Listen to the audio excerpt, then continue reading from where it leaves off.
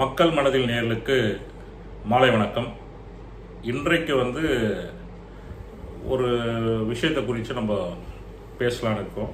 அதாவது என்னன்னா, சவுக்கு சங்கருடைய கைது. நம்ம டைரெக்டாக விஷயத்துக்குள்ளே போயிடும். சவுக்கு சங்கருடைய கைது. சவுக்கு சங்கர் என்பவர் காவல்துறையில் பணியாற்றிருக்கிறார். அதாவது நம்மளுக்கு தெரிஞ்ச வரைக்கும் அவர் கிளரிக்கல் கேர்டில் பணியாற்றிருப்பார். அதனால தான் நான் ஒரு பொதுவாக சொல்கிறேன், காவல்துறையில் பணியாற்றிய நபர். இப்போ அவர் பணியில் இல்லை. இது ஃபஸ்ட்டு பாயிண்ட்டு. அதுக்கப்புறம் சங்கர்ன்ற பேரில் சவுக்குன்ற பேரில் ஆரம்பித்து சவுக்கு சங்கர்ன்ற ஒரு யூடியூப் சேனல் போயிட்டுருக்கு. எத்தனையோ நிகழ்ச்சிகளை பேசுகிறாரு, எத்தனையோ விஷயங்களை போகிறாரு, அரெஸ்ட் ஆகுறாரு, அதுக்கப்புறம் வெளியில் வந்தார். இது நம்ம எல்லாருமே நீங்கள் சோஷியல் மீடியாவுக்குள்ளே கவனம் செலுத்தியதுனால இந்த மாதிரி நிகழ்ச்சிகள்லாம் நம்ம அவரை பற்றி தேடல்னாலும் ஆட்டோமேட்டிக்காக நம்ம பார்க்க வேண்டிய சூழ்நிலை. நிறைய விஷயங்கள் அவர் பேசியிருக்கார், நிறைய வழக்குகள் அவர் மேலே.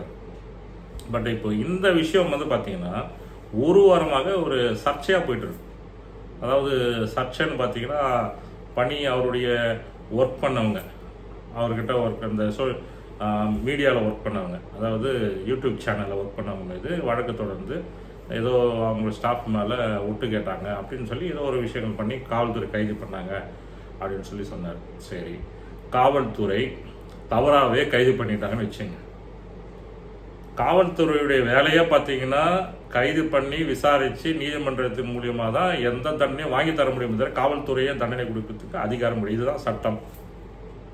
பட் இவர் என்ன பண்ணுறாரு, இப்போ என்ன பண்ணியிருக்காருன்னு பார்த்தீங்கன்னா, இவர் நீதிமன்றத்தில் நாடுறாரா இல்லைன்றதுலாம் பெருசாக இங்கே பேசுறதில்லை. இவருக்கு வந்த கோபத்துக்கு காவல்துறை அதிகாரிகளை கொச்சப்படுத்தி பேச ஆரம்பிச்சிட்டார் டைரக்டாக. அதாவது என்ன மாதிரி பேசுகிறாருன்னு பார்த்தீங்கன்னா, ஒரு தரம் தாழ்ந்த வார்த்தைகளை உபயோகிக்கிறார். ஒரு ஏடிஜிபி ரேங்க் ஒரு உயர் அதிகாரி அவரை பொறிக்கின்ற வார்த்தையை சொல்கிறார். அதாவது அந்த ரேங்க்குன்னு ஒரு ரெஸ்பெக்ட் இருக்குல்ல. தப்பு செய்தாங்கன்னா தப்பு செய்தவர்களை நீங்கள் சட்டப்பூர்வமாக அணுகுனீங்கன்னா யாரும் ஒன்றும் கேட்க போகிறது இல்லைன்னா அவர் தப்பு செய்ததுக்கு உண்டான ஆதாரங்களை நீங்கள் எடுத்து நீதிமன்றத்தில் நாடணும். நீங்கள் நாடி இருப்பதாக கூட நீங்கள் சொல்லலாம். அதற்கு வெயிட் பண்ணி தான் ஆகணும். உங்களுடைய ஸ்டாஃப் அரெஸ்ட் பண்ணாங்கன்னா நீங்கள் சட்ட போராட்டம் பண்ணி தான் அதை பொய்ன்னு சொல்லி நீங்கள் வெளியில் எடுத்துகிட்டு வர முடியும். அதை விட்டுட்டு நீங்கள் டைரெக்டாக அவரை தகாத வார்த்தையில் பேசி காவல்துறையில் பணி செய்யும் பெண்களை, அதாவது இப்போ எங்கே பிரச்சனை பார்த்தீங்கன்னு வச்சுங்களேன், பெண்களை டச் பண்ணுறார். எங்கே காவல்துறையில் பணி செய்யும் பெண்கள் இப்போ தான் ஒரு 20 ஆண்டுகளாக தான் பெண்கள் எல்லா துறையிலும் உள்ளே வர ஆரம்பிக்கிறாங்க. இப்படி ஒரு 20-30 ஆண்டுகள்னு வச்சுங்க, எல்லா துறையிலும் உள்ளே வராங்க. காவல்துறையில் பெண்கள் பணிபுரிகிறாங்க. அவங்களுக்கு குடும்பம் இல்லாமல் இருக்கும். பொதுவாக இவர் குறிப்பிட்ட பதவிகளெலாம் சொல்லி இவங்கெல்லாம் இவங்களை அட்ஜஸ்ட் பண்ணிட்டு போகிறாங்க, இவர் போகிற இடம்லாம் இதுதான் பண்ணிருக்காருன்னு சொல்லி ஒரு குற்றச்சாட்டை வைக்கிறார்.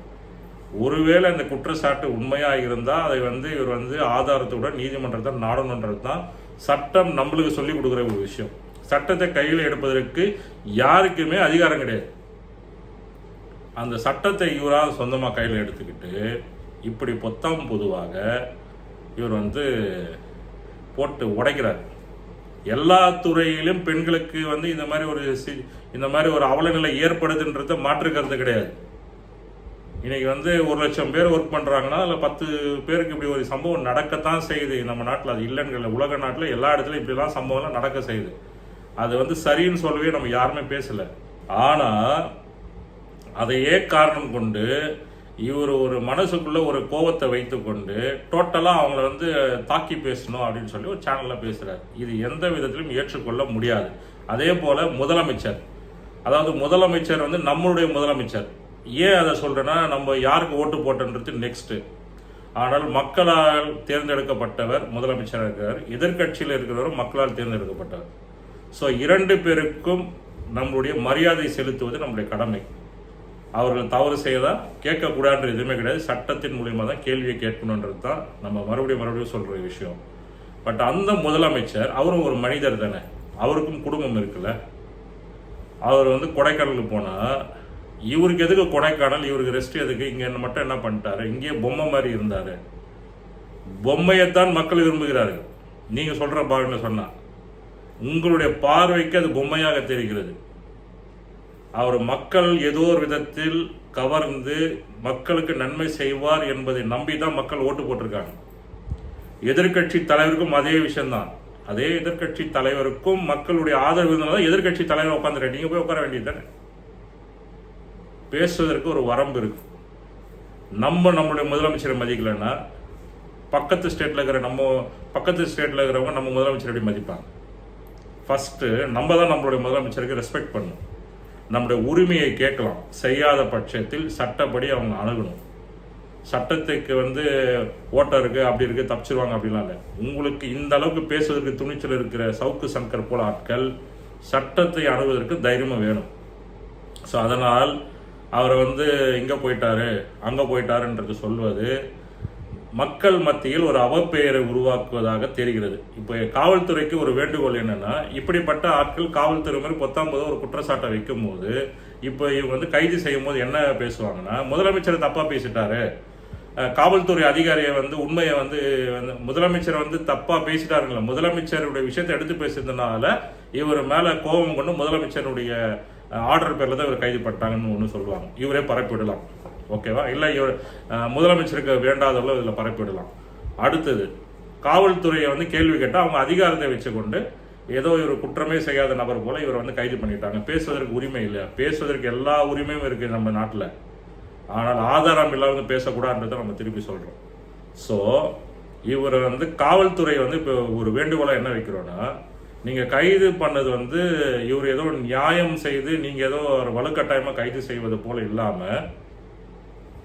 இவர் எதனால இப்படிலாம் பண்ணிருக்காரு, இவருக்கு பின்னாடி தூண்டுறவங்க யாரு, எதற்காக இவர் இந்த அளவுக்கு தரம் தாழ்ந்து பேசியிருக்கிறாரு, அதோட உண்மையை மக்களுக்கு எடுத்துடுவாங்க. அப்பதான் மக்கள் காவல்துறை மரியாதை கூடும். இல்லைன்னா அவர் தியாகி போல ஆயிடுவார். யாரோ எதிர்த்து கேள்வி கேட்டா உடனே அரெஸ்ட், அப்போ எதுவுமே கேட்கக்கூடாதுன்ற ஒரு விஷயத்தை உருவாக்குவாங்க. ஸோ நியாயமான கோரிக்கைகளை நியாயமான முறையில் கேட்கணும். அப்படி கேட்கும்பொழுது நியாயமான பதில்கள் லேட்டானாலும் கிடைக்கின்ற நம்பிக்கையில் தான் நீங்கள் எல்லாரும் வாழ்ந்துட்டு இருக்கோம். ஸோ காவல்துறை நிச்சயமாக இவர் செய்த தவறுகள், இவர் மேலே ஏதாவது எல்லாருமே அலிகேஷன் வைக்கிறாருல்ல, இவர் மேலே இருக்கிற அலிகேஷன்களை நீங்கள் ஆதாரபூர்வமாக மக்களுக்கு வெளிச்சத்துக்கு எடுத்துடுவாங்க. இது வேண்டுகோள். ஸோ இனி யாருமே நம்மளுக்கு இப்போ இன்னைக்கு இந்த வருஷம் இந்த முறை இந்த வருஷம் இந்த 5 ஆண்டுகள் நம்மளுடைய ஸ்டாலின் அவர்கள் முதலமைச்சர், அடுத்த 5 ஆண்டு வேற யார் வந்தாலும் மக்களால் தேர்ந்தெடுக்கப்பட்டவர்களுக்கு ஒரு மரியாதை கொடுப்பது மிக மிக அவசியம். ஒரு அதிகாரிகளுக்கு மரியாதை கொடுக்கணும். அதாவது காவல்துறையை ஏதோ ரொம்ப ஒரு கீழ்த்தரமா இவர் பேசும்போது அது மனதுக்கு கடினமான ஒரு விஷயமா இருக்கு, கஷ்டமான ஒரு விஷயமா இருக்கு. ஏன்னா இன்னைக்கு யாருமே தெரியாம காவல்துறையில ஏகப்பட்ட தவறுகள் நடக்குது, இல்லைன்னா சொல்ல வரல. ஆனால் பிரச்சனை ஓடி வருவது அவங்க தான். ஃபஸ்ட்டு யார் உள்ளே வராங்க. ஸோ அவங்கள குறைந்தபட்சம் நம்ம மரியாதை கொடுக்கணும். காவல்துறையில் சில தவறுகளும் அவங்களுக்கு கண்டிப்பாக அது சரி செய்யப்பட வேண்டும். அது நம்ம இல்லைன்னு சொல்ல வரல. பட் அப்படி ஒரு அலிகேஷன் அவங்க மேலே வைத்துட்டு இவர் கூலாக பேசும்போது இதில் உள்நோக்கம் இருப்பதாக நம்மளுக்கு தெரியுது. ஸோ இது காவல்துறை தீர விசாரித்து இப்படி போன்ற சவுக்கு சங்கர் போன்ற ஆட்கள் இனி இப்படி பொத்தாம்பொதுவாக பேசப்படும் ஆதாரங்களை பேசிட்டு இவங்க ஒரு சேனலில் வச்சு பேசிட்டு சட்டத்தை தன் கையில் எடுப்பதற்கு அனுமதிக்க கூடாதுன்றது தான் நம்மளுடைய ஒரு கருத்தாக இருக்கு. நிச்சயமாக மேற்கொண்டு இப்படி பல தகவல்களை தொடர்ந்து நம்ம பேசுவோம். நன்றி, வணக்கம்.